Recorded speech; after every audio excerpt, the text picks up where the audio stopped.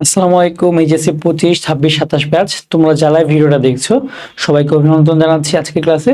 So দেখো, আমরা আজকে এই ক্লাসে আলোচনা করব সিরাজউদ্দৌলা নাটকের টপ 100 এমসিকিউ নিয়ে। যে 100 এমসিকিউ পড়লেই বা ক্লাসটা করলেই তুমি যদি নাটকটা একবার নাও পড়ো তুমি কিন্তু পরীক্ষায় অ্যান্সার করতে পারবা, ঠিক আছে? বাট আমি বলবো না এই শর্টকাট নিতে, তোমাদেরকে বলবো আমাদের চ্যানেলে আরো একটা ক্লাস আছে একদম ব্যাখ্যা সহ বিশ্লেষণ, সেই ক্লাসটা করে আসতে পারো। যারা ক্লাসটি দেখোনি এখনো, লিংক তোমরা কমেন্টে চাও, কেউ আমরা দিয়ে দিব আমরা কমেন্টে, ঠিক আছে? সো দেখো, এখন আমরা শুরু করি। তো প্রথমত দেখো, আমাদের যে প্রশ্নটা আছে সেটা হচ্ছে কি, যে সিকান্দার আবু জাফর কোন সাহিত্য পত্রিকার সম্পাদক ছিলেন? তোমাদেরকে আমি যে কথাটা বারবার বলি, তোমরা হচ্ছে কি পাঠ পরিচিতি আর হচ্ছে কবি পরিচিতি, এই দুইটা জিনিস তোমরা কি বারবার বলে যে তোমরা ভালো মতো পড়বা, একদম ক্লিয়ার করে পড়বা, ঠিক আছে? এইখানে পাঠ পরিচিতি আর হচ্ছে কবি পরিচিতিটা ঠিক মতো পড়লে তুমি কিন্তু অনেক কোশ্চেনের অ্যান্সার করতে পারবা। সো এটা কি সমকাল, তিনি ছিলেন সমকাল পত্রিকার। এন্ড সমকাল পত্রিকাটা কোন ধরনের পত্রিকা ছিল? এটা একটা মাসিক পত্রিকা ছিল, ঠিক আছে? এটা কি একটা মাসিক পত্রিকা ছিল। তারপর দেখো, আমরা পরবর্তী প্রশ্নে যদি যাই, সেখানে দেখো সিকান্দার আবু জাফর কোন পত্রিকা সম্পাদনা করেন? তিনি কিন্তু এই যে মাসিক সমকাল পত্রিকা, ঠিক আছে? একটু আগে আমরা বলে আসলাম এটা কি কবি পরিচিতি থেকে এসেছে একটা প্রশ্ন, ঠিক আছে? তার মানে কি আমাদের কবি পরিচিতিটা খুব ভালো মতো পড়তে হবে সবার। ওকে, কবি পরিচিতি, পাঠ পরিচিতি, চরিত্র পরিচিতি এগুলো পড়বা। আর তোমাদের যদি এসবের শর্ট নোট লাগে তাহলে কমেন্টে জানাও। আমাদের কিন্তু শর্ট নোট বানানো আছে এবং অনেক স্টুডেন্ট কিন্তু সেটাকে কি একদম ভালো মতো ইয়ে করে ফেলেছে, বের করে তারা একদম পিডিএফ বানিয়ে পড়ছে তারা, ঠিক আছে, প্রিন্ট করে। তারপর দেখো যে মনীষী এরিস্টটল কয়টি নাটকের কয়টা ঐক্যের কথা বলেছেন? একটা নাটক হওয়ার জন্য কয়টা ঐক্য দরকার, ঠিক আছে? সো তিনি বলেছিলেন টোটাল 3টা ঐক্যের কথা। ওকে, তোমরা এখন হয়তো বলতে পারো যে সায়েন্স পড়ে আসলাম, সেখানেও এরিস্টটল কথা বলেছে বায়োলজিতে, তারপর আবার অ্যাটম নিয়ে কথা বলেছে সে, এরপর আবার দেখলাম যে সে রাষ্ট্রবিজ্ঞান, তারপর ইতিহাস, সব জায়গায় এরিস্টটল, তাই না? এরিস্টটল কিন্তু খুব, তোমরা হয়তো বা এরিস্টটল জন্ম না হলে কিন্তু অনেক কিছু পড়াশোনা করতে হতো, এমন মনে হয় না, তাই না? মাঝে মাঝে তোমাদের। আচ্ছা দেখো, এখানে সিরাজউদ্দৌলা নাটকের অঙ্ক সংখ্যা কতগুলা? সিরাজউদ্দৌলা নাটকে কিন্তু টোটাল অঙ্ক আছে 4টা, ঠিক আছে? তোমরা যারা নাটকটা পড়েছো ঠিক মতো তাহলে দেখতে পারবে টোটাল 4টা অঙ্ক আছে। তাহলে দেখো এখানে, তারপরে আমরা দেখি এখানে কি আছে। সিরাজউদ্দৌলা নাটকের প্রধান প্রতিবন্ধকতা কি ছিল? দেখো, সিরাজউদ্দৌলা কিন্তু একটা জিনিসকে কন্ট্রোল করতে পারে নাই। দেখো, ফরাসিদের ষড়যন্ত্র এটা কিন্তু দেখানো হয় নাই, ইংরেজদের ষড়যন্ত্র সেটাও দেখানো হয় নাই, পরিবার প্রীতি সেটাও না, প্রাসাদ ষড়যন্ত্র। তার কিন্তু প্রাসাদের ভিতরে দেখো তার খালা ঘসেটি বেগম, তার খালাতো ভাই শওকত জং, সবাই কিন্তু তার বিরুদ্ধে ছিল, ঠিক আছে? তারপর দেখো এখানে পরবর্তী প্রশ্নে আমরা কি দেখি, রাইসুল জোহাল্লা চরিত্রের মাধ্যমে নাট্যকার নাটকে যে বিষয়ের অবতারণা করেছেন সেটা কিন্তু দেখো, অপশনগুলো দেখি একটু। হাস্যরস, ক্লাইম্যাক্স, ভাবগাম্ভীর্য, বেদনা। বেদনা কিন্তু না, ভাবগাম্ভীর্য না, ক্লাইম্যাক্সও না। ক্লাইম্যাক্স মানে কি একটা পিক মোমেন্টে গিয়ে চেঞ্জ হয়ে যাওয়া, ঠিক আছে? একটা পিক মোমেন্টে গিয়ে জিনিসটাকে চেঞ্জ করা একটা সিচুয়েশন, কিন্তু এর কি হাস্যরস, তাই না? এই যে রাইসুল জোহার চরিত্রের মাধ্যমে কাকে দেখিয়েছেন? নারায়ণ সিংকে। নারায়ণ সিং কাকে? নারায়ণ সিংকে। নারায়ণ সিং আসলে কে ছিল? নারায়ণ সিং আসলে ছিল একজন গুপ্তচর। কার গুপ্তচর ছিল? তিনি সিরাজউদ্দৌলার একজন গুপ্তচর ছিল, ঠিক আছে? তার চরিত্রের মাধ্যমে কি দেখানো হয়েছে? হাস্যরস। ওকে, তারপর যদি আমরা পরবর্তী প্রশ্নে যাই, সেখানে আমরা দেখতে পাবো সিরাজউদ্দৌলা নাটকে প্রথম অঙ্কের প্রথম দৃশ্যটির স্থান কোনটি? আমরা কিন্তু দেখেছি যে ফোর্ট উইলিয়াম দুর্গে, হ্যাঁ, প্রথম দৃশ্যটা কিন্তু দেখানো হয়েছে, একটা যুদ্ধ চলতেছে, বলতেছে যে প্রাণপণে যুদ্ধ করো, ঠিক আছে, এরকম কথা বলতেছে। ওকে, তারপর দেখো আমরা যাই পরবর্তী প্রশ্ন, যে ক্লেটন কাদেরকে প্রাণপণে যুদ্ধ করতে বলেন? এটা কিন্তু একদম প্রথম সিনটাই নাটকের, যে বলতেছে প্রাণপণে যুদ্ধ করো, প্রাণপণে যুদ্ধ করো। তিনি বলতেছেন কি ব্রিটিশ সোলজারদের, যারা ব্রিটিশ সোলজার আছে, যে ব্রিটিশ মানে সোলজার, তোমরা হচ্ছে কি প্রাণপণে যুদ্ধ করো, ঠিক আছে? ক্লেটন বলতেছিল। এটা কিন্তু আসে মাঝামাঝি, যে প্রথম অঙ্কের যে তোমার হচ্ছে প্রথম দৃশ্যে আসলে কে কথা বলেছে বা কে প্রাণপণে যুদ্ধ করতে বলেছেন। তারপর দেখো এখানে, ইংরেজদের হয়ে যুদ্ধ করছি কোম্পানির টাকার জন্য, তা বলে বাঙালি কাপুরুষ নয়। ওয়ালি খানের এই উক্তিতে কি প্রকাশ পেয়েছে? দেখো, প্রথম সিনে ক্লেটন কিন্তু বলতেছে যে প্রাণপণ যুদ্ধ করো, মানে সে বলতেছে ইংলিশটা তো বীর, বাঙালি তোমরা হয়তো কাপুরুষ, বাট যুদ্ধ করতে থাকো তোমরা, সমস্যা নেই। এখানে প্রকাশ পেয়েছে কি, দেখো, দেশপ্রেম না। দেশপ্রেম হলে সে কি করতো? সে কিন্তু দেশের দেশের বিরুদ্ধে যুদ্ধ করতে পারতো না। কৃতজ্ঞতাও না, সাহস না, এটা কি জাতীয়তাবোধ, মানে একটা তোমার মধ্যে একটা ন্যাশনালিজম সেটা কিন্তু আছে, মানে মানে ইন্টারনাল যে জিনিসটা সেটা কিন্তু সবার মধ্যেই ছিল, ইভেন মীর জাফরেরও কিন্তু ছিল, সেটাও আমরা দেখতে পারবো কোন উক্তির মাধ্যমে আমরা তা পেয়েছি। তারপর আসো আমরা সামনে যাই, এখানে দেখো যে সিরাজউদ্দৌলা নাটকের প্রথম সংলাপটা কার? এটা কিন্তু ক্লেটনের, যে প্রাণপণে যুদ্ধ করো হে ব্রিটিশ সেনারা, হ্যাঁ, তিনি কিন্তু প্রথম উক্তিটি দিয়েছিলেন। এটা কিন্তু পরীক্ষায় আসে মাঝে মাঝে, এটা একদম মুখস্থ করে যাবে এগুলা। তারপর দেখো এখানে সিরাজউদ্দৌলা নাটকে ওয়ালি খানের বাঙালি কাপুরুষ নয় সংলাপে কি প্রকাশ পেয়েছে?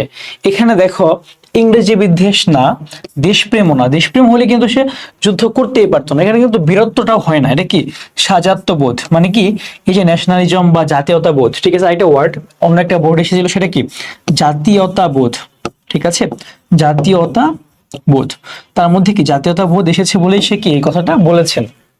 তারপর দেখো এখানে কি আছে, যত বড় মুখ নয় তত বড় কথা, সিরাজউদ্দৌলা নাটকে এই উক্তিটা কার? এটা কিন্তু ক্লেটনের। সে কাকে বলেছিল এটা? সে বলেছিল ওয়ালি খানকে। কেন বলেছিল? যে সে যখন বলল যে হ্যাঁ টাকার জন্য যুদ্ধ করছি, মানে এই না যে বাঙালি কাপুরুষ, ঠিক আছে, তখন ক্লেটন বলেছিল চুপ থাক, যত বড় মুখ নয় তত বড় কথা, শালা যুদ্ধ করতে আসছিস আমাদের হয়ে আবার কথা বলতেছিস, হ্যাঁ, এরকম অবস্থা আর কি। তারপর দেখো আমরা একটু সামনে যাই, এখানে আছে যে যত বড় মুখ নয় তত বড় কথা বাক্যটির মর্মার্থ কি? এটার মর্মার্থ হচ্ছে কি, দেখো এখানে একটু বেশি স্পর্ধা আর কি, যে তুই শালার যুদ্ধ করতেছিস আমাদের টাকার জন্য, তুই আমাদের নুন খাস, তুই কেন এগুলো বলবি, তাই না, এটা আর কি এখানে মিন করা হয়েছে। তারপর এখানে দেখেন যে আমি গভর্নর ড্রেকে ধ্বংস দেখতে চাই, উক্তিটি কে কাকে করেছেন? এই উক্তিটা করেছেন কে? অমিচাঁদ করেছিলেন হলওয়েলকে, ঠিক আছে, অমিচাঁদ বলেছেন কাকে? হলওয়েলকে। সে কি করতে চায়? সে হচ্ছে গভর্নর ড্রেকের ধ্বংস দেখতে চায়, ঠিক আছে, ড্রেক তো পালিয়ে চলে গিয়েছে। তারপর দেখো এখানে নবাবের সৈন্যরা ফোর্ট উইলিয়াম দুর্গ আক্রমণ করলে কে মেয়েদের নৌকায় করে পালিয়েছে? এটা হচ্ছে ড্রেক, সে পালিয়ে গিয়েছে মেয়েদের নৌকায় করে, জন্য কি তার ধ্বংস দেখতে চায়, ঠিক আছে। তারপর দেখেন সামনের দিকে যাই একটু আমরা, এখানে কি আছে যে ব্রিটিশ সিংহ ভয়ে লেজ গুটিয়ে নিলেন, এ বড় লজ্জার কথা। এটা কে বলেছিলেন? অমিচাঁদ, ঠিক আছে, অমিচাঁদ বলেছিলেন প্রথমবার যে ব্রিটিশ সিংহ এভাবে কি লেজ গুটিয়ে নিল, ওকে, তো বড় লজ্জার কথা। তারপর দেখো এখানে ব্রিটিশ সিংহ ভয়ে লেজ গুটিয়ে নিলেন, এ বড় লজ্জার কথা, অমিচাঁদের এই উক্তিতে কি প্রকাশ পেয়েছে? এটা বিদ্রোহ, ঠিক আছে, টোটাল বিদ্রোহ, মানে সে কি খুব হাস্যরসের মাধ্যমে আরে পালিয়ে গেল মেয়েদের মতো, কি লজ্জা, হ্যাঁ, এরকম কথাবার্তা আর কি। এখানে দেখো যে ফরাসিরা ডাকাত আর ইংরেজরা অতিশয় সজ্জন ব্যক্তি, কেমন? এটা কি সিরাজ হচ্ছে হাস্যরসের মাধ্যমে বা কথাটা বলেছিলেন কখন? যখন হচ্ছে বলেছিল যে ফরাসিরা খারাপ কাজ করেছে বা আক্রমণগুলো ফরাসিরা করছে, এটা আমরা করিনি, হ্যাঁ, তখন বলেছিল।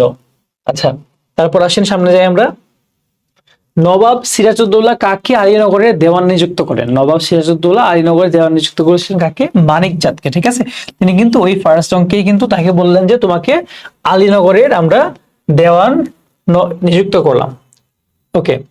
তারপর দেখো সিরাজউদ্দৌলা নাটকের প্রথম অঙ্কের দ্বিতীয় দৃশ্যের ঘটনাগুলো কোথায় হয়েছে? এটা কিন্তু ফোর্ট উইলিয়াম দুর্গ, ঠিক আছে, প্রথম অঙ্কের দ্বিতীয় দৃশ্য কোথায় হয়েছিল? ফোর্ট উইলিয়াম দুর্গের ভেতরে, ঠিক আছে।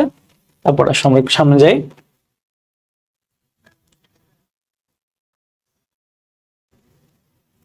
এখানে দেখো কিলপ্যাট্রিক মাদ্রাজ থেকে কতজন সৈন্য নিয়ে হাজির হন? ঠিক আছে, কিলপ্যাট্রিক মাদ্রাজ থেকে হাজির হয়েছিল মোটামুটি 250 জন সৈন্য নিয়ে, ঠিক আছে। তারপর আসো সামনে যাই আমরা, এটা কিন্তু ওই সিনটা ছিল যখন আমরা তোমার হচ্ছে জাহাজের মধ্যে ছিল, ওকে। তারপর দেখো এখানে অর্থাৎ ঘুষ খেয়ে খেয়ে ঘুষ কথাটি অর্থই বদলে গিয়েছে আপনার কাছে, এটা কে বলেছিল? এই কথা বলেছিল মার্টিন, ঠিক আছে, যে মার্টিন, যে চ্যাংরা ছেলেটা, হ্যাঁ, চ্যাংরা ছেলেটা কিন্তু মানে খুব রেগে মেগে আছে, খাবার পাচ্ছে না, ড্রেস পাচ্ছে না, তো তখন আর কি এই কথাটা সে বলেছিল। তারপর দেখো আমরা যদি সামনে যাই, এখানে 10 দিকে 10টি হাত ভর্তি করতে হিমশিম খেয়ে যাচ্ছে ইংরেজ, ডাচ আর ফরাসিরা, এই কথার মধ্যে কোন তথ্য রয়েছে? এটার মধ্যে কি নবাবের পরিষদবর্গের লোভ, ঠিক আছে, নবাবের পরিষদবর্গের যে লোভী তারা, ঠিক আছে, এই লোভীর তাদের যে লোভটা সেটাই কিন্তু প্রকাশ হয়ে যাচ্ছে এখানে। মানে কি নবাবের পরিষদে যারা আছে তারা কি সবার কাছ থেকে ঠিকঠাক মতো টাকা খাচ্ছে। উমিচাঁদ কোথা থেকে বাংলাদেশে এসেছে? উমিচাঁদ এসেছে মেইনলি লাহোর থেকে, ঠিক আছে, সে লাহোরের মানুষ উমিচাঁদ, সে সেখান থেকে বাংলাদেশে আসছে। তারপর এখানে দেখো আমি চিরকালই ইংরেজদের বন্ধু, এখানে চিরকালই হবে আমি আমি চিরকালই হচ্ছে ইংরেজদের বন্ধু, উক্তিটি কার? এটা হচ্ছে তোমার উমিচাঁদের। সে কই থেকে এসেছে? উমিচাঁদ লাহোর থেকে এসেছে, ঠিক আছে। সে লাহোর থেকে এসেছে, আর সে কি বলে না যে ভগবান, দৌলত আমার কাছে কি ভগবানের দাদামশাইয়ের মতো। ঠিক আছে, আচ্ছা আজান দিচ্ছে, আমরা একটু ওয়েট করি। ঠিক আছে, আমরা একটু একটা মিনিট ওয়েট করবো, এরপর হচ্ছে আমরা আবার ক্লাসটা কন্টিনিউ করবো। ওকে।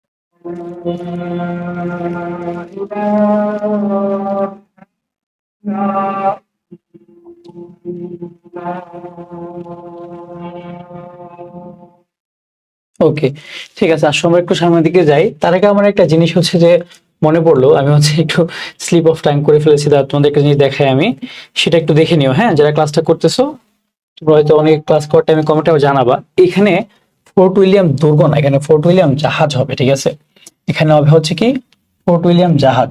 ওকে, সো এটা কি কোথায় করেছিল? জাহাজে, মানে সেকেন্ড ফার্স্ট সিনটা হচ্ছে এখানে ফোর্ট উইলিয়াম দুর্গে, পরবর্তী সিনটা কি ফোর্ট উইলিয়াম জাহাজে হয়েছিল। আচ্ছা আসলে আমরা পরবর্তী সিনে পরবর্তী ক্রিয়াতে যাব, পরবর্তী প্রশ্নে যাব একটু।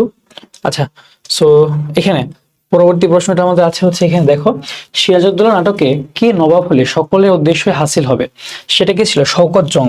ঠিক আছে, শওকত জং তোমার হচ্ছে যে এখানে নবাব হলে সকলের উদ্দেশ্য হাসিল হবে কিভাবে? সবাই কি মানে যে যা করতে চায়, ঠিক আছে, যারা যারা আছে লোভী আছে তারা টাকা পাবে, তারা যে ক্ষমতা চায় সে ক্ষমতা পাবে, সবাই যে যা চায় সবই পাবে। বাট যেটা কি তোমার হচ্ছে সিরাজউদ্দৌলা নবাব থাকাকালীন সেটা কি পাওয়া পসিবল না। ঠিক আছে, তারপর দেখো উমিচাঁদ ঘসেটি বেগমকে কার স্বাক্ষরিত চিঠি দেয়? সেটা কি রজার ড্রেকের। ঠিক আছে, রজার ড্রেকের স্বাক্ষরিত একটা কি দিয়েছিল? চিঠি দিয়েছিল। ওকে, তারপর দেখো এখানে আমাদের কি প্রশ্ন আছে, সিরাজের পতন কে না চায়? এই উক্তিটি কার? সিরাজ এটা বলেছিল কি ঘসেটে বেগম। সে কি বলেছিল যে সিরাজের পতন কে না চায়, মানে সবাই তো চায় সিরাজের পতন হোক, সিরাজের পতন হলে তো সবারই লাভ একটা, তাই না? সেটাই। তারপর দেখো, দৌলত আমার কাছে ভগবানের দাদামশাইয়ের চেয়ে বড়, এই উক্তিটি কার? উক্তি অবশ্যই কি উমিচাঁদের। উমিচাঁদ কোথা থেকে এসেছিল? এই দেশে লাহোর থেকে এসেছিল। সে কেন এসেছিল? সে এসেছিল টাকা কামাতে এসেছিল। তো তার কাছে কি সবচেয়ে বড় জিনিসটা কি? এই দৌলত, এই ধন সম্পদ। তার কাছে ধন সম্পদের চেয়ে বড় কিছু আর নাই। তারপর দেখো এখানে উমিচাঁদের কাছে ভগবানের দাদামশাইয়ের চেয়ে বড় কি? সেটা কি দৌলত। ঠিক আছে। সে কারণ লাহোর থেকে এসেছে, এখানে এসেছে শুধু ব্যবসা করতে, বাণিজ্য করতে, টাকা কামাতে। তার মধ্যে যে ধরো যে আসলে মানে ইন্টিগ্রিটি অনেস্টি বলতে কিছু নাই। আমার নালিশ আজ আমার নিজের বিরুদ্ধে। সিরাজের এই উক্তিটির কারণ কি? কারণ তিনি প্রজা সাধারণের নিরাপত্তা বিধান করতে পারেননি। দেখো, তিনি যখন তার প্রজাদের নিরাপত্তা দিতে পারেননি, যখন হচ্ছে তোমার একটা লোক আসলো, হ্যাঁ, যে সে এসে বললো যে তারা সান্ডা সান্ডা 6 জন মিলে আমার পোয়াতি বউটাকে ও হো হো মানে খুব কষ্ট নিয়ে বললো যে হ্যাঁ তারা তার ওয়াইফটাকে রেপ করেছে বা এরকম একটা ব্যাপার হয়েছে, মেরে ফেলেছে, হ্যাঁ, এই লবণ ব্যবসায়ী। তো সেই কারণে কিন্তু এই প্রজাসাধারণের নিরাপত্তা তিনি দিতে পারেননি, সে কারণেই তার আজকে আফসোস। তারপর দেখো এখানে আমার নালিশাজ আমার নিজের বিরুদ্ধে বলতে নবাব বোঝাতে চেয়েছেন কি? তার নালিশাজ নিজের বিরুদ্ধে বলতে বোঝাতে চেয়েছেন কি তিনি? যে প্রাসাদ ষড়যন্ত্র নস্যাৎ করতে না পারা, মানে তার প্রাসাদের বিরুদ্ধেই যে এত কিছু হয়ে যাচ্ছে, হ্যাঁ, তার প্রাসাদের বিরুদ্ধে, তার বিরুদ্ধে কূটকৌশল, তার প্রাসাদের যে অত্যাচার, সেসব তার প্রাসাদ থেকেই তৈরি হচ্ছে, বাট তিনি এগুলোকে কি নস্যাৎ করতে পারলেন না একদমই। তারপর দেখো, সিরাজউদ্দৌলা নাটকে আপনাদের কাছে আজ আমি আমার অপরাধের বিচার প্রার্থী সংলাপে ব্যক্ত হয়েছে সিরাজের কি? এখানে তার প্রজাদের প্রতি একটা যে মানে দেখো এখানে অপরাধ বোধ, এখানে বসে তুমি অপরাধের কাছে বিচার প্রার্থী, এটা কিন্তু একটা কনফিউজিং অপশন আসবে। দেখো প্রথমে কি দেওয়া আছে? অপরাধ বোধ, অনুশোচনা, প্রজাদের প্রতি প্রেম, অমাত্যদের প্রতি শ্লেষ। দেখো এখানে আমরা এখানে সিরাজের কোন ধরনের জিনিসটা হচ্ছে কি মানে চাচ্ছে, এখানে তার অমাত্যদের প্রতি মানে হচ্ছে দেখো তাদের প্রতি সে নিজের প্রতি কি বিচারটা দিচ্ছে, অপরাধ বোধ তো না এখানে, দেখো সেটা তো আছে, অনুশোচনা তো আছেই, প্রজাদের প্রতি প্রেম তো সেটাও কিন্তু আছে, কিন্তু একরকম হয়ে যায়। কিন্তু দেখো তার অমাত্যদের প্রতি তার শ্লেষ বা হচ্ছে তাদের প্রতি যে মানে কি বলবো মানে তাদেরকে অপরাধের বিচার প্রার্থী বানাচ্ছে, ঠিক আছে, বাট এটা কিন্তু কি মানে তার যে অমাত্য তাদেরই তো দোষ এটা, তাই না? মানে তিনি বুঝাতে যাচ্ছেন অন্যভাবে ব্যাপারটাকে, যে তার অমাত্যরাই কিন্তু এগুলোর জন্য দায়ী আসলে, বুঝতে পেরেছো?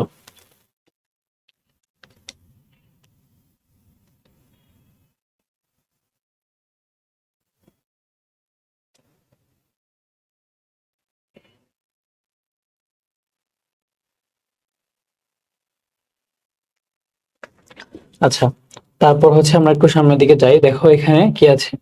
সিরাজউদ্দৌলা নাটকে নবাবের আসল চিঠি গায়েব করে কোম্পানির কাছে নকল চিঠি কে পাঠাচ্ছে? এটা কি মীর মুন্সি, ঠিক আছে, মীর মুন্সি কিন্তু সিরাজউদ্দৌলার যে আসল চিঠি সেটাকে গায়েব করে সে হচ্ছে কোম্পানির কাছে নকলটা পাঠাচ্ছে। মীর মুন্সি সে কি সিরাজউদ্দৌলা কি একজন রাজকর্মচারী। তারপর এখানে দেখো, গঙ্গাজল ছুঁয়ে ঈশ্বরের নামে শপথ করে বলেছিল কে? সেটা কি রাজবল্লভ। রাজবল্লভ কি করেছিল? সে গঙ্গাজল ছুঁয়ে ঈশ্বরের কাছে শপথ করে বলেছিল হ্যাঁ আমি কিন্তু নবাবের প্রতি আজ্ঞাবহ হয়েই থাকবো সব সময়, ঠিক আছে। তারপর দেখো, আজ নবাবকে ডোবাচ্ছেন, কাল আমাদেরকে পথে বসাবেন, তা না তা কি বিশ্বাস করা যায়? ক্লাইভের এই উক্তিতে কি প্রকাশ পেয়েছে মির্জা জাফর ও তার সঙ্গীদের প্রতি? দেখো এখানে ক্লাইভ কিন্তু একটা আস্থাহীনতায় ভুগতেছে, হ্যাঁ, এখানে কিন্তু রিলায়েন্সটা নাই। কেন? কারণ নবাবের কর্মচারীরা তার সাথেই ঝামেলা করতেছে। ইন ফিউচার ক্লাইভের সাথে যে করবে না সেটা আমরা সে কিভাবে বুঝতে পারবে, বা তার একটা ডাউট এখানে। নবাবের কোনো ক্ষমতা নেই, ক্লাইভের এই কথার অর্থ কি? নবাবের কোনো ক্ষমতা নেই বলতে কি তার নিকটস্থরা কি প্রতারক, তাদের নিকটস্থ যারা আছে তারা কি প্রতারণা করতেছে সবাই, ঠিক আছে, সেখানে কি তার কোনো ক্ষমতাই নেই এমন কথা বলতেছে। তারপর দেখো এখানে, সবাই মিলে সত্যি আমরা বাংলাকে বিক্রি করে দিচ্ছি না তো? উক্তিটি কার? উক্তিটা হচ্ছে মীর জাফরের, ঠিক আছে, সবাই মিলে বাংলাকে বিক্রি করে দিচ্ছি না তো কার উক্তি? মীর জাফরের উক্তি। তিনি কিন্তু শেষবার একবার বলেছিল যে হ্যাঁ সবাই মিলে আমরা বাংলাকে বিক্রি করে দিচ্ছি না তো। ওকে, তারপর আমরা সামনে যাই একটু। এখানে আমরা এমন কিছু করলাম যা ইতিহাস হবে, উক্তিটি কার? এটা কিন্তু ক্লাইভের। যখন চুক্তিটা করে ফেলছে সবাই মিলে বাংলাকে একদম বিক্রি করে দিচ্ছে, তখন কিন্তু সে বলতেছে আমরা এমন কিছু করে ফেলছি একটা সে একটা ইতিহাস হয়ে যাবে, কিন্তু একটা চরম একটা হিস্ট্রি হবে। তারপর দেখো সামনে যাই আমরা, তুমি কম সাপিনী নও, ঘসেটি বেগমের এই উক্তিতে কি প্রকাশ পেয়েছে? এটা প্রকাশ পেয়েছে কি লুৎফুন্নেসার প্রতি ঘৃণা, আচ্ছা ইনভিয়ার যে আচরণটা, হ্যাঁ, যে সে কি তার হাজবেন্ড নবাব হয়ে গিয়েছে তাকে এখন সাপিনী বলছে। সিরাজের বিরুদ্ধে ঘসেটি বেগমের যে আক্রোশ সেটার কারণ কি? এটার কারণ হচ্ছে কি রাজনৈতিক প্রাধান্য লাভ। এখন কি সিরাজউদ্দৌলা কি তার সে নবাব আছে, সে রাজনৈতিক ভাবে প্রাধান্য পেয়েছে, শওকত জঙ্গকে পাচ্ছে না, সেজন্য আর কি। তারপর দেখো আমরা সামনে যাই, ঘরের লোক অবিশ্বাসী হলে বাইরের লোকের পক্ষে সবই সম্ভব। লুৎফা উক্তিটি কার? এই উক্তিটা হচ্ছে সিরাজউদ্দৌলা। সে কিন্তু লুৎফুন্নেসার কাছে তার যে কষ্টটা সেটা শেয়ার করতেছে, যে বলতেছে ঘরের লোকই যদি ঝামেলার হয় তাহলে আমি বাইরের লোক দিয়ে কি করব। ওকে, তারপর দেখো, পলাশী যুদ্ধে সিরাজের পতনের জন্য তার নিজের যে চারিত্রিক বৈশিষ্ট্য অনেকখানি দায়ী, তা হলো অদূরদর্শিতা, সে কিন্তু অপরিণামদর্শী ছিল। সামনে কি হবে, কাকে তিনি কি দিলে কি হতে পারে, এইসব ব্যাপারে কিন্তু তার ধারণা খুব কম ছিল। তাই অপরিণামদর্শিতাই কিন্তু তাকে ডুবিয়েছে শেষ পর্যন্ত। তারপর দেখেন এখানে 1757 সালে কোন তারিখে পলাশী যুদ্ধ সংঘটিত হয়, সেটা ছিল 23শে জুন। এই যে 23শে জুন টাইমটা, এই টাইমের মধ্যেই কিন্তু তোমার পলাশী যুদ্ধটা হয়েছিল। এই তারিখটাতে খুবই ইম্পর্টেন্ট একটা তারিখ, মনে রাখবা। সিরাজউদ্দৌলার প্রধান গুপ্তচরকে নারায়ণ সিং। নারায়ণ সিং কি নামে পরিচিত ছিল সেখানে? রাইসুল জোহালা। ঠিক আছে, রাইসুল রাইসুল জোহালা, যে হচ্ছে কি নাচ দেখাচ্ছে সবাইকে, খুব হাস্যরসাত্মক একটা ক্যারেক্টার, রাইসুল জোহালা। ওকে, তারপর আসো আমরা সামনের দিকে যাব। এখানে দেখো যে নবাব সিরাজ রাজধানীতে ফিরে আসতে চেয়েছেন কেন? তিনি আবার পুনরায় সংগঠিত হতে চেয়েছিলেন। তিনি চেয়েছিলেন আবার এসে যদি পুনরায় সংগঠিত হতে পারেন, তিনি হয়তো বাংলাকে বাঁচাতে পারবেন। ঠিক আছে, তার এই ধারণা থেকে তিনি আবার রাজধানীতে ফিরে আসতে চেয়েছিলেন। তারপর দেখো এখানে মীর জাফর 1757 সালের কত তারিখে বাংলার মসনদে বসেন? তিনি 1757 সালের, তিনি হচ্ছে কোথায়, কত তারিখে? 29শে জুন। ঠিক আছে, 23শে জুন কি হলো, তোমার যুদ্ধটা হলো। ঠিক আছে, যুদ্ধের পরে তিনি কি 29শে জুন মসনদে বসলেন। ওকে, তারপর দেখো আমরা যদি একটু সামনের দিকে মুভ করি, এখানে আছে হচ্ছে আহ নবাব মসনদে দাঁড়িয়ে আছেন, ইনি কি নবাব না ফকির? নবাব মসনদের পাশে দাঁড়িয়ে আছেন, ইনি কি নবাব না ফকির? এই কথার মধ্য দিয়ে মীর জাফর চরিত্রের কোন বৈশিষ্ট্যটা প্রকাশিত হয়েছে? এটা কি পরনির্ভরশীলতা। ঠিক আছে, মানে সে হচ্ছে নবাব দাঁড়ায় আছে, নবাব কি ক্লাইভের জন্য দাঁড়ায় আছে, সে কি নর্মাল একটা কি কর্মচারী, ঠিক আছে, তার জন্য দাঁড়ায় আছে, বা কর্মকর্তা একজন। দেখো সিরাজউদ্দৌলা নাটকে মূলত বিধৃত হয়েছে কোন জিনিসটা? লোভ ও ক্ষমতার দ্বন্দ্ব। ঠিক আছে, লোভ মানে লোভের কাছে পরাজিত হচ্ছে মানুষ, ক্ষমতার কাছে পরাজিত হচ্ছে মানুষ, তারা মনুষ্যত্বকে সে বিকিয়ে দিচ্ছে। তারপর দেখেন মীর জাফর নবাব হওয়ার পর ক্লাইভ কোন এলাকার স্থায়ী মালিকানা পায়? নবাব হওয়ার পরে তাকে কি দেওয়া হলো? তাকে বলা হলো যে তোমাকে 24 পরগনার স্থায়ী মালিকানা দেওয়া হলো। ঠিক আছে, 24 পরগনার স্থায়ী মালিকানা দেওয়া হলো, এখানে তুমি যা ইচ্ছা তাই করতে পারো। তারপর দেখো এখানে এরপর সিরাজকে হত্যা করতে মোহাম্মদী বেগ অগ্রিম বাবদ কত টাকা নিয়েছিল? সে কিন্তু মোটামুটি অগ্রিম শুরুতেই 5000 টাকা নিয়েছিল। ঠিক আছে, সে অগ্রিম কত নিয়েছিল? 5000 টাকা। ওকে, তারপর দেখো এখানে কি আছে, তোমার অপরাধের জন্য নবাবের দণ্ডাজ্ঞা শোনাতে এসেছি। কোন নবাবের? এখানে হচ্ছে মীর জাফরের। ঠিক আছে, মীর জাফর যখন নবাব হয়েছে, তার দণ্ডাজ্ঞা শোনাতে এসেছিল তার ছেলে, এবং সিরাজউদ্দৌলাকে তিনি যখন তিনি আটকাচ্ছিল জেলে, তখন এই কথাটা বলেছেন। ওকে, তারপর দেখেন এখানে জামিল সাহেব রায়হানকে রাস্তা থেকে কুড়িয়ে এনে লালন পালন করেন, লেখাপড়া শেখান।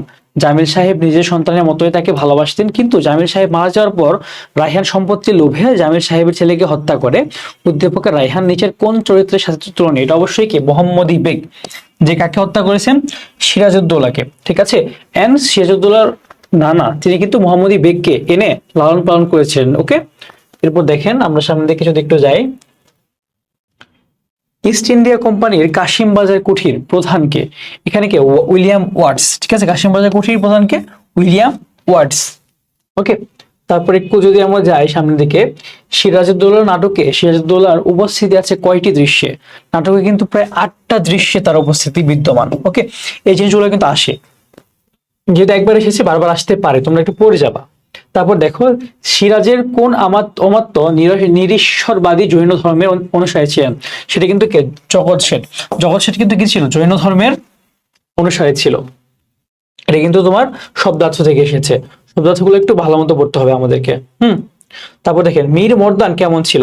নারী লোলুপ, প্রতারক, দেশপ্রেমিক, দেশদ্রোহী? তিনি কিন্তু অবশ্যই দেশদ্রোহী ছিলেন, দেশপ্রেমিক ছিলেন। ঠিক আছে, তার মৃত্যুতে কিন্তু খুব কষ্ট পায় সিরাজউদ্দৌলা। ঠিক আছে, সো তিনি কি ছিলেন? দেশপ্রেমিক ছিলেন। তারপর দেখো এখানে we have come to earn money and not to get into politics. What's এর কথা ইংরেজদের কি? এটা আসলে এখানে তাতে ইংরেজি কি প্রকাশ পেয়ে? দেখো বাকচাতুর্য অবশ্যই, ছদ্মবেশ অবশ্যই, প্রতারণা। ঠিক আছে, তারা কিন্তু সবগুলাই আছে এখানে। সেটা কি হবে? এই ডি নাম্বারটা। তারপর দেখো যে আমি বরং নবাবকে বিশ্বাস করতে পারি, ক্লাইভের এই উক্তিতে প্রকাশ পেয়েছে কি? এটা হচ্ছে তোমার মীর জাফরের প্রতি অনাস্থা, আর হচ্ছে নবাবের দেশপ্রেম চেতনায় শ্রদ্ধা। এখানে তোমার এটা হবে না, বশ্যতা না, সো অ্যান্সার হবে কি আমাদের এইটা। ওকে,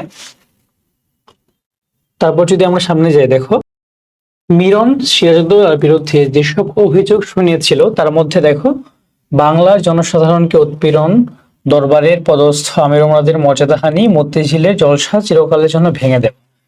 এটা জানায়নি, এটা বাদে কিন্তু বাকি দুইটাকে জানিয়েছিল। সো অ্যান্সার হবে 1 নাম্বারটা, 1 and 2।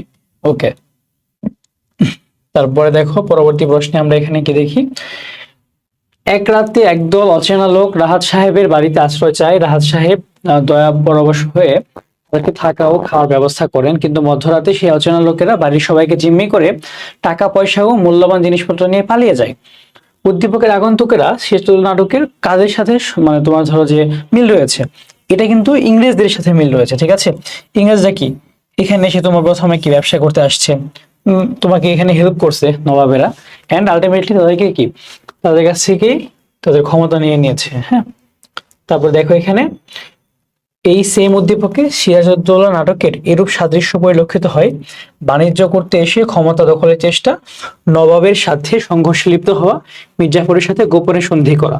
এখানে কিন্তু সবগুলাই হয় আনসার, ঠিক আছে। তাহলে এটা হবে ডি নাম্বারটা। তারপরে দেখো এখানে পারিবারিক ব্যবসা প্রতিষ্ঠানের শ্রমিকদের ন্যায্য সুবিধা দেওয়ার দাবিতে অনড় থাকায় সুবিধাভোগীদের সহায়তায় অতি আদরের ভাতিজা নাজিমের বিরুদ্ধে ভয়াবহ ষড়যন্ত্রে লিপ্ত হয় চাচা কামরুল। উদ্দীপকের চাচা কামরুলের সাথে সিরাজউদ্দৌলা নাটকের কার মিল আছে? এটা কিন্তু ঘসেটি বেগম, ঠিক আছে। সে কিন্তু ইংরেজদের সাথে মিলিত হয়েছিল এবং তার ভাতিজা সিরাজউদ্দৌলার বিরুদ্ধে সে কিন্তু স্টেপ নিয়েছিল। তারপর দেখো সেম উদ্দীপকটি সিরাজউদ্দৌলা নাটকের কোন বিষয়টিকে ধারণ করেছে সেখানে কিন্তু তুমি দেখতে পারবা। দেখো অপশনের মধ্যে আমরা কি দেখতেছি, এখানে সাম্যবাদ, দেশপ্রেম, স্বার্থান্ধতা, কৃতজ্ঞতা।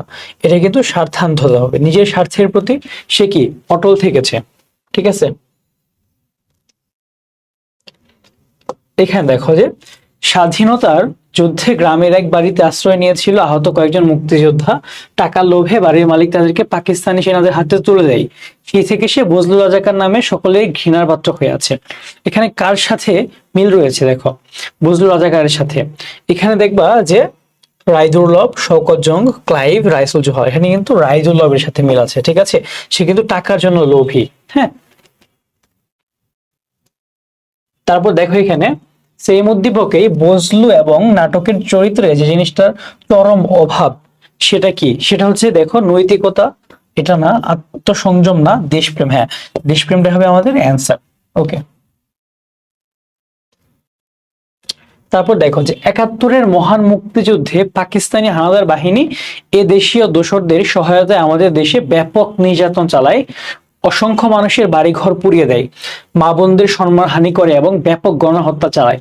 হানাদার বাহিনীর অত্যাচার সিরাজউদ্দৌলা নাটকের কি কুঠির সাহেবদের নির্যাতন, এটা কিন্তু মিলে যায় এখানে। সিরাজউদ্দৌলার বর্বরতাও নেই, মির্জাফরের কুটিলতাও নেই এখানে, ঘসেটি বেগমের মসনদ দখল এটাও কিন্তু এখানে নাই, ঠিক আছে। তারপর দেখেন ওকে, সেই উদ্দীপকেই এরূপ সাদৃশ্যের অন্তর্নিহিত কারণ কি?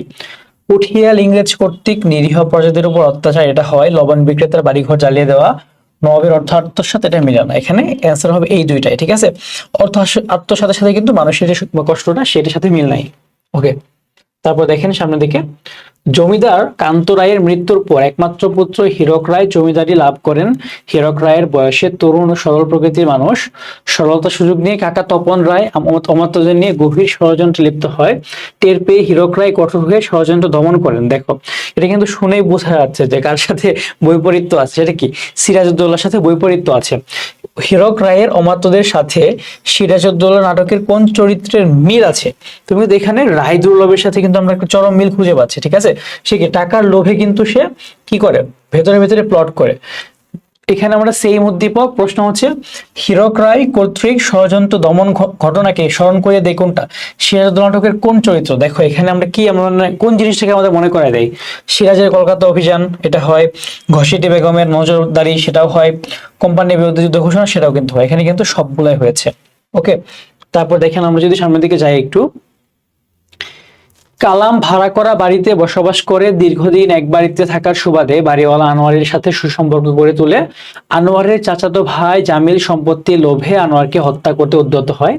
জামিলের এই তৎপরতা অন্যায় জেনে বাধা দেয় কালাম। অবশেষে জামিলের হাতে নিহত হয় কালাম। দেখো এখানে উদ্দীপকের কালামের সাথে সিরাজউদ্দৌলা নাটকের কাকে তুলনা করা যায়? এটা হচ্ছে দেখো, আমরা কিন্তু শেষে কি বলতে পারি এখানে, দেখো ভাড়া করা বাসায় বসবাস করতেছে কে, কালাম। আর দীর্ঘদিন এক বাড়িতে থাকার সুবাদে বাড়িওয়ালা আনোয়ারের সাথে কি সম্পর্ক গড়ে ওঠে, আনোয়ারের চাচাতো ভাই কি জামিল আনোয়ারকে হত্যা করতে আসলে এখানে কি বাধা দেয় কালাম। তাহলে আমরা কি দিব বলো, এটা কিন্তু সাফরে হয়। সাফরে কি বাংলায় তোমার হচ্ছে ইয়ে করতে আসছে, বাংলায় তোমার ধরো যে কি বলে এটাকে, তোমার বাণিজ্য করতে আসছে, এসে সে কিন্তু হেল্প করতে আসছিল, ঠিক আছে। তো এখানে কি হবে, অ্যান্সারটা সাফরে হবে। পরবর্তী প্রশ্নে আমরা একটু যাই, সরি, ওকে। এরপর দেখো এখানে সেই উদ্দীপকে এরূপ তুলনার কারণ উভয়েই কি, এখানে দেখো কি দেখানো হয়েছে, উভয়েই কিন্তু বহিরাগত, এটা একটা জিনিস।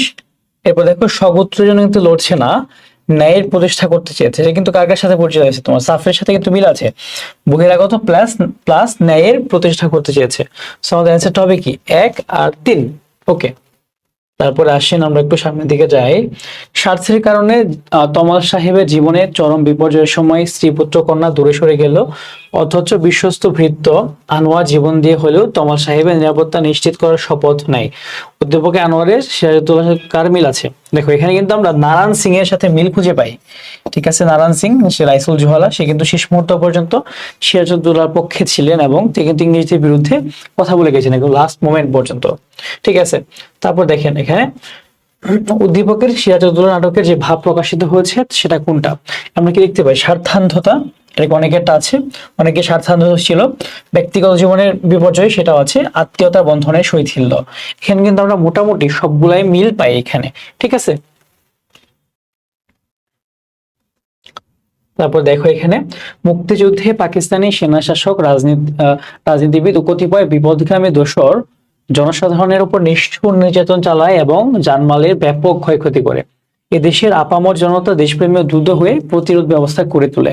উদ্দীপকের প্রথম বাক্য নবাব সিরাজউদ্দৌলা নাটকের কোন চরিত্রকে ধারণ করে, দেখো এই যে বিপথগামী, হ্যাঁ, এরা কারা, এরা হচ্ছে কি উমিচাঁদ জগৎ সেজেরা, ঘসেটি বেগম লুৎফুন্নেসা এখানে না, কারণ লুৎফুন্নেসা তো ভালো, মীরবদ্দার না, মোহনলাল না, ঠিক আছে। এই অ্যান্সারটা হবে কি উমিচাঁদ জগৎ শেঠ। ওকে, তারপর দেখো এখানে মুক্তিযুদ্ধে পাকিস্তানি সেনাশাসক রাজনীতিবিদ সেইম উদ্দীপকের শেষ বাক্যের বিষয়বস্তু নবাব সিরাজউদ্দৌলা নাটকের কোন বাক্যে প্রতিফলিত হয়েছে, এদেশের আপামর জনতা দেশপ্রেমে উদ্বুদ্ধ হয়ে প্রতিরোধ ব্যবস্থা গড়ে তোলে, সেটা আমরা দেখতে পাচ্ছি কি হাজার হাজার মানুষ একযোগে রুখে দাঁড়াতে পারলে কৌশলের প্রয়োজন হবে না, এই লাইনটার সাথে কিন্তু মিল আছে, কিন্তু দুঃখের বিষয় তারা কিন্তু রুখে দাঁড়ায়নি, ঠিক আছে। তারপর দেখেন এখানে ভরসা হলো আর দমাতে পারবে না, বাংলা ভাষাকে রাষ্ট্রভাষা না করে আর উপায় নেই, এই আন্দোলনে দেশের লোক সাড়া দিয়েছে, এগিয়ে এসেছে, জনমত সৃষ্টি হয়েছে, জনমতের বিরুদ্ধে যেতে শোষকরাও ভয় পায়। উদ্দীপকের আলোকে পলাশী যুদ্ধের পরাজয়ের পরে কে জনমত গঠনের মাধ্যমে প্রতিরোধের শেষ চেষ্টা করেছিলেন, সেটা কিন্তু সিরাজউদ্দৌলা, তিনি কিন্তু শেষ চেষ্টা করেছিলেন কিন্তু খুব বেশি লাভ হয়নি, ঠিক আছে। তারপর দেখি আমরা সামনের দিকে যদি যাই, ভরসা হলো সেইম উদ্দীপক উক্ত জনমতের গঠনে ব্যর্থতার মূল কারণ কোনটা ছিল, এখানে কিন্তু দেশপ্রেম কি সংঘ চেতনার অভাব, কেন, কারণ এখানে কিন্তু মানুষের মধ্যে আমরা দেখতে পাচ্ছি তার সিরাজউদ্দৌলার যে সভাসদ তাদের মধ্যেই দেশপ্রেমের অভাব, আর দেশের মানুষের মধ্যে আসলে দেশপ্রেমটা কই থেকে আসবে তাহলে, আর তাদের মধ্যে কি সংঘবদ্ধ যে হতে হবে সেই জিনিসটারও কিন্তু অভাব ছিল। এদেশের বাতাস আমার প্রতিটি বিশুদ্ধ নিঃশ্বাস, কেউ চাইলেই আমার নিঃশ্বাসের বাতাসে বারুদের গন্ধ ছড়াতে পারে না, আমরা তা কিছুতেই হতে দিতে পারি না। উদ্দীপকটি সিরাজউদ্দৌলা নাটকের কোন তাৎপর্যটাকে বহন করে, দেখো এখানে আমাদের ইংরেজ হটানোর সংকল্প, তারপর হচ্ছে স্বাধীনতা রক্ষার চেতনা, প্রাসাদ ষড়যন্ত্র রুখে দেওয়ার চেষ্টা, দেশ শান্তি প্রতিষ্ঠার অঙ্গীকার, এটা কি স্বাধীনতা রক্ষার যে চেতনাটা সেটাকে তুলে ধরা হয়েছে। চরম ব্যবসায়িক বিপর্যয়ের সময় স্বার্থের কারণে রশিদ সাহেবের প্রতি স্ত্রী সন্তানরা মুখ ফিরিয়ে নেয়, অথচ জীবনের শেষ দিন পর্যন্ত রশিদ সাহেবকে সেবা করার শপথ নেয় তার ভৃত্য করিম। উদ্দীপকের ভৃত্য করিম সিরাজউদ্দৌলা নাটকের কোন চরিত্রের সাথে মিল আছে, সেটা কি নারায়ণ সিং। নারায়ণ সিং কি ছিল সিরাজউদ্দৌলার গুপ্তচর, সে কিন্তু একদম শেষ মোমেন্ট পর্যন্ত সিরাজউদ্দৌলার কোথায় গিয়েছে কি করেছে কিচ্ছু কিন্তু জানায়নি, শেষে কিন্তু তার মানে তাকে হতে কিন্তু হত্যা করা হয়েছে, ঠিক আছে। তারপর দেখো সেই উদ্দীপকে সিরাজউদ্দৌলা নাটকের যে ভাব প্রকাশিত হয়েছে সেটা কি, আমরা যদি এখানে দেখতে পাই, দেখো স্বার্থান্ধতা, ব্যক্তি জীবনের বিপর্যয়, আত্মীয়তা বন্ধন সই ছিল, এটা কিন্তু আগেও একটা বোর্ড এসেছিল, এটা কি অ্যান্সার হবে সবগুলাই। ঠিক আছে, তারপর আসেন আমরা একটু সামনে যাব, সেখানে কি 1971 সালে মুক্তিযুদ্ধে রাজাকার এবং আলবদররা গোপনে পাকিস্তানি বাহিনীকে সহায়তা করে এবং বাঙালি জাতির বিরুদ্ধে ষড়যন্ত্রে লিপ্ত হয়। তাদের সহায়তায় পাকিস্তানি হানাদার বাহিনী বাংলাদেশে বুদ্ধিজীবী হত্যার নীল নকশা প্রণয়ন করে। উদ্দীপকের রাজাকার আলবদরদের সাথে সিরাজউদ্দৌলা নাটকের কোন সাদৃশ্যপূর্ণ চরিত্র আছে? দেখো এর মধ্যে আলবদর কারা হবে? অমিচাঁদ, মির্জাফর, রাজবল্লভ, এরাই। ঠিক আছে, এখানে কিন্তু সবগুলাই এরকম রাজাকার টাইপ।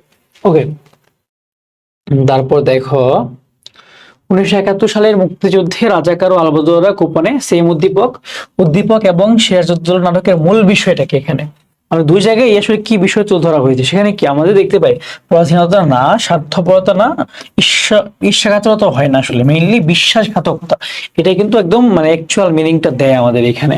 ঠিক আছে, তারপর আসেন আমরা যদি সামনে যাই একটু, মনসুর, অপু, তাহের সহ মোট 12 জন মিলে নিজেদের উন্নতির জন্য একটা সমিতি গঠন করে। সবাই প্রতি মাসে 500 টাকা করে তাহেরের কাছে জমা রেখে কিছুদিন পর তাহের সব টাকা নিয়ে পালিয়ে যায়।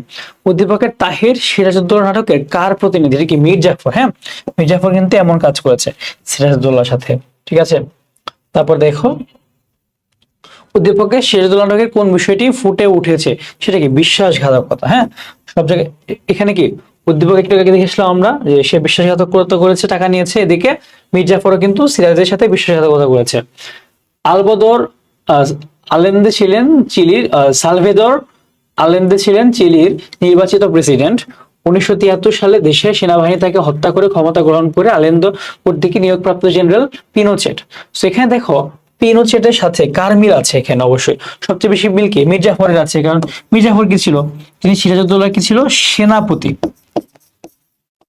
ওকে, তারপর দেখো সেই উদ্দীপকে উভয় চরিত্রের মধ্যেই সাদৃশ্যগত বৈশিষ্ট্য কোনটা? ক্ষমতা লিপ্স আছে, ঠিক আছে, এরপর কি আছে? বিশ্বাসঘাতকতা আছে। ওকে, কাপুরুষতা আসলে এখানে নাই, এটা এই দুটো জিনিস আসলে মেইনলি হয় এখানে। 1 আর 2 হবে, যেটা তোমার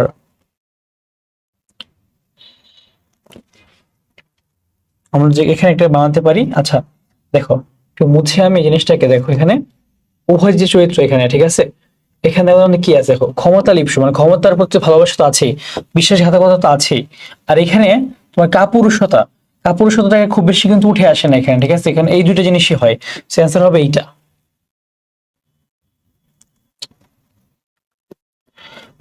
1975 সালে 15ই আগস্ট শেখ মুজিবকে ধানমন্ডির বাসায় তোমার হত্যা করা হয়। কিছু মানুষ এই কাজটা করে, এন্ড শেখ মুজিব বিশ্বাসই করতে পারেনি যে কেউ তাকে মারতে পারে। সেখানে কার সাথে মিল পায়? এটা হচ্ছে মোহাম্মদী বেগ। ঠিক আছে, মোহাম্মদী বেগের সাথে এখানে মিল পাওয়া যায়। এই উদ্দীপকে আপাতত সামনে প্রশ্ন আসবে না। ওকে, আমি এই জন্য এই জিনিসটা তাড়াতাড়ি টাইম দিলাম না, তোমরা আমাকে আবার কি নাকি বলে ফেলো আমি দোসরকে। দেখো শামসুজ্জামানের বাবা অনাথ হাবিবকে লালন পালন করেন। শামসুজ্জামানের সঙ্গে তার চাচা মোতালেবের বিরোধ বাঁধলে অর্থের জোরে মোতালেব নির্দেশে হাবিব শামসুজ্জামানকে হত্যা করে। উদ্দীপকের হাবিবের মধ্যে সিরাজউদ্দৌলা নাটকের কোন চরিত্রে মিলে? ঠিক আছে, এটা কি? মোহাম্মদী বেগ। অবশ্যই মোহাম্মদী বেগ কি সিরাজউদ্দৌলাকে হত্যা করেছে, অথচ তার বাবা কিন্তু তাকে পালন করেছিল। ওকে, সেই উদ্দীপকে দেখো সাদৃশ্যের কারণ হলো উভয়ে কি? উভয়ে আমরা এখানে কি দেখতে পাচ্ছি? দেখো কৃতঘ্ন, অবশ্যই উভয়ে কিন্তু এখানে কৃতঘ্ন হয়। ক্ষমতালোভী উভয়ে, সেটাও কিন্তু হয়। তারপর দেখো উভয়ে কি? অর্থলোভী। কৃতঘ্ন কি? যে মানে উপকারী, যে অপকার করে, তাই না? সেখানে অ্যান্সার কয়টা হবে? সবগুলা এখানে অ্যান্সার হবে। ঠিক আছে, এরপর দেখেন এখানে 1975 সালের 15ই আগস্ট দেশি বিদেশি চক্রান্তে শেখ মুজিবকে হত্যা করেছে। আর এখানে শেখ মুজিবের সাথে সিরাজউদ্দৌলা নাটকের কার সাথে মিল আছে? অবশ্যই কি সিরাজউদ্দৌলার সাথে। ওকে, তারপর আসো আমরা সামনে যাই। এখানে আছে সেম উদ্দীপকের খন্দকার মোশতাক এবং সিরাজউদ্দৌলা নাটকের মির্জাফরের উদ্দেশ্য কোন অর্থে অভিন্ন? মানে কোথায় মিল আছে? এটা কি ব্যক্তি স্বার্থ উদ্ধার, মানে ব্যক্তি স্বার্থ নিয়ে কিন্তু দুজনের ক্ষেত্রে কোনো ডিফারেন্স নাই। ঠিক আছে, তারপর আসেন সামনে যাই। স্বার্থপর ক্লডিয়াস রানীর সাথে হাত মিলিয়ে রাজা হ্যামলেটকে হত্যা করে। উদ্দীপকের রাজা হ্যামলেট সিরাজউদ্দৌলা নাটকের কোন চরিত্রের প্রতিনিধিত্ব করে? এটা তো অবশ্যই সিরাজউদ্দৌলা। ঠিক আছে, মানে একদম কেন্দ্রীয় যে ক্যারেক্টারটা সেটা। তারপর দেখেন সেম উদ্দীপকে মির্জাফরের ক্ষেত্রে প্রযোজ্য হলো এখানে কি? মানে মির্জাফর কোনটা এখানে? হ্যাঁ, এখানে আছে ক্ষমতা লোভী ও পরশ্রী কাতর। তিনি অবশ্যই ক্ষমতালোভী, পরশ্রীকাতর, তিনি ক্ষমতালোভী চেয়েছেন এবং অন্যের যে শ্রী ব্রিটিশদের সাথে থেকেছেন তিনি, তারপর কূটকৌশলী এবং ব্যক্তিত্বশালী, এইটা কিন্তু হয় না, সুযোগ সন্ধানী এবং ষড়যন্ত্রকারী। সো এখানে 1 আর 3 এটা হচ্ছে আমাদের অ্যান্সারটা হবে। তারপর আসেন আমরা সামনে যাই একটু।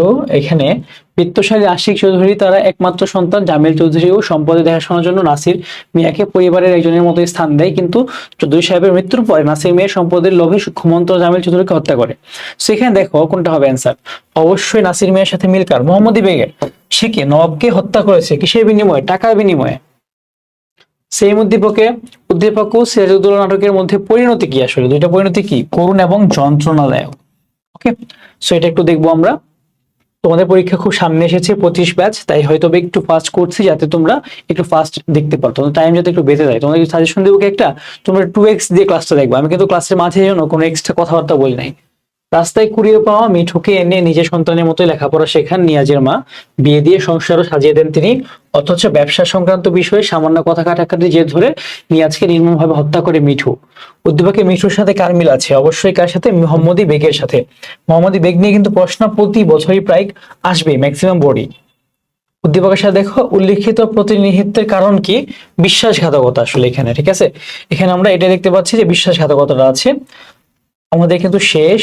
এন্ড যারা এবার এইচএসসি 25 ব্যাচ আছো, যারা হচ্ছে ঢাকা বিশ্ববিদ্যালয়ে খ ইউনিটে ভর্তি পরীক্ষা দিবা, আমাদের কিন্তু ভার্সিটি বিজয় নামে যে কোর্স আছে, এই কোর্সে কিন্তু ঢাবি সহ সকল বিশ্ববিদ্যালয়ে কিন্তু সবকিছু কমপ্লিট হয়ে যাবে ইনশাল্লাহ। ঠিক আছে, তো তোমরা একটু মানবিক বিভাগ পরিবর্তনে যারা আছো আমাদের ডিটেলস গুলো একটু দেখতে পারো। আমাদের ক্লাসগুলো যদি ভালো লাগে তোমরা আমাদের কোর্সে অবশ্যই ভর্তি হতে পারো। এইচএসসি পরপরই যে কোনো প্রয়োজনে এই নাম্বারে কল দিবা। ঠিক আছে, সবাই ভালো থাকো, আল্লাহ হাফেজ, দেখা হবে পরবর্তী কোনো একটা ক্লাসে। টাটা।